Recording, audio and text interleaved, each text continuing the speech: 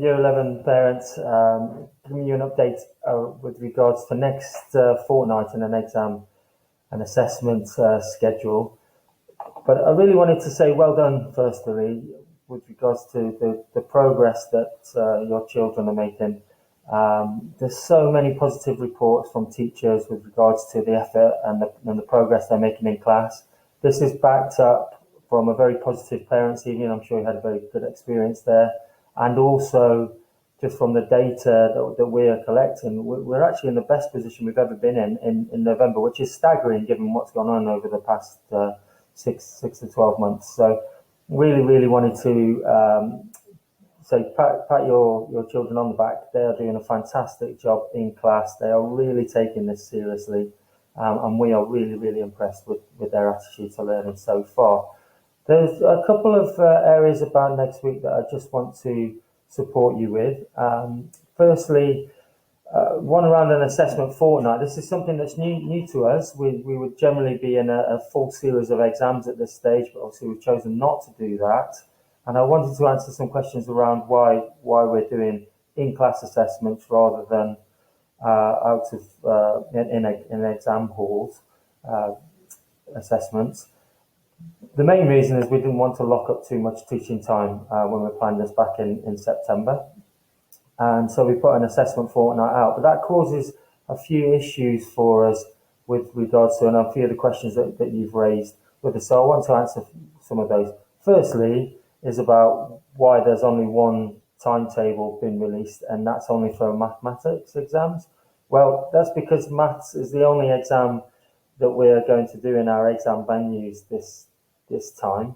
The purpose of doing just one is that we need to stress test some of our systems under COVID regulations. We're having to use more venues, obviously spread students out a little bit more, using different invigilators. And a lot of our invigilators, can't come into school at the moment.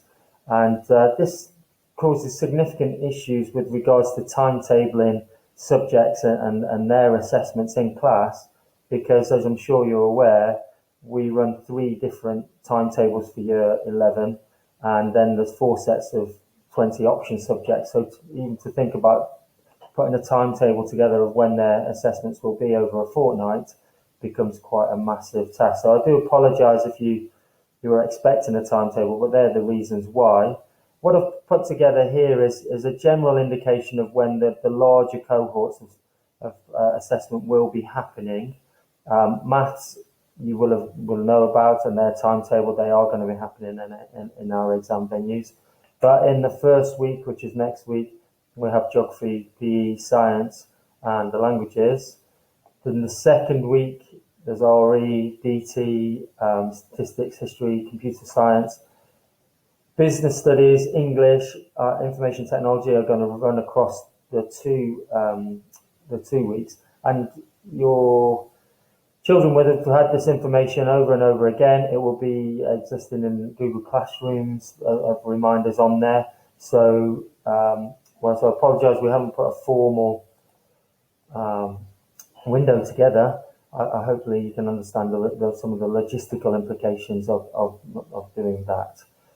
So, how will they be assessed? Well, we're obviously assessing against GCSE or BTEC criteria. They're not as formal as we would normally do. We will be giving students a grade and a predicted, an assessment grade for this, and we will share that with yourselves.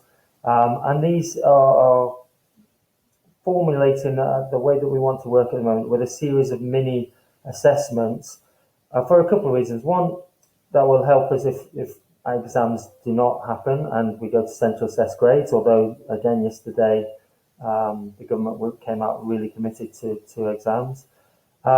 Secondly, if we are doing examinations, then this is really good practice about organisation, keeping your revision going, balancing homework, home life and revision all at the same time, and we'll keep supporting students with that. So they will be assessed. The test won't be as long as we would normally do in class, obviously, because we haven't got the time periods.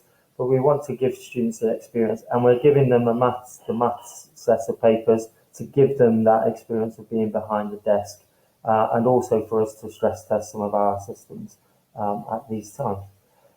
So what the assessments for? Well, they really provide the students and the teachers with a really rich understanding of what's been learned to date and what needs further attention. As I say, there's so much positiveness around how students are learning, their commitment to it.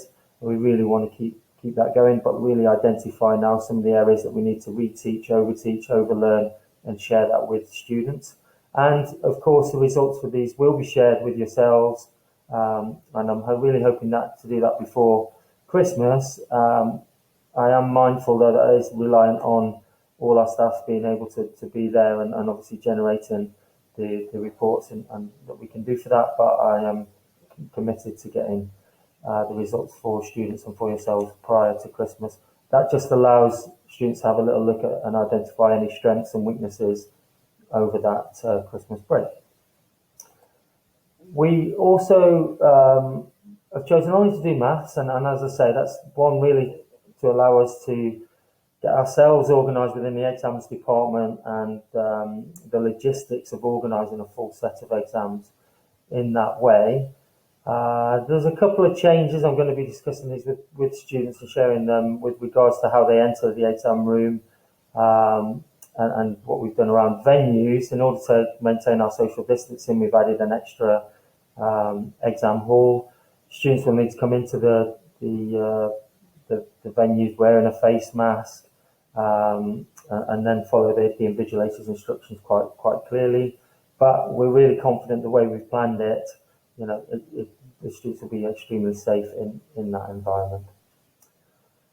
And then looking forward, then for other key dates in 2020, of course, students are also at this time getting their college applications sorted out. They have a taster day in December, and hopefully, there's been a lot of talk around that. There's been really positive talk around that we've been sharing with the students.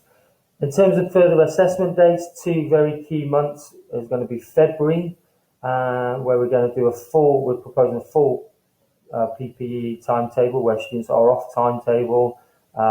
We have that timetable in place, but we'll release it after this series, so there's not confusion.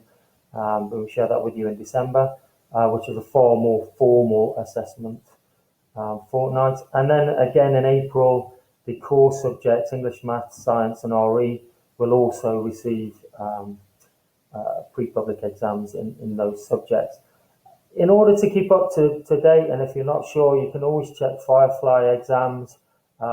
Certainly the PPE section on Firefly will be updated when we have exams at the moment, and if you go there at the moment, you'll see it's got our November maths exam in there. And of course, Google Classroom is the tool that we're using to share information with yourselves, and you should be copied into all the classes there. If you have any queries, please do contact either myself or the pastoral teams. I know several of you have already, and we really want to work with you. It's very difficult to cover all the bases at the moment because obviously we're working in a brand new way all the time. So if you do have any queries or comments, then do share them. They are fully appreciated. If we don't get the feedback, we can't respond to them. And lastly, we wish your students all the success over the next couple of weeks. We understand it's going to be a different couple of weeks for them, but they are demonstrating all the skills, attributes and attitudes that they need at this time, and they're doing a fantastic job. Okay, thanks so much. Bye now.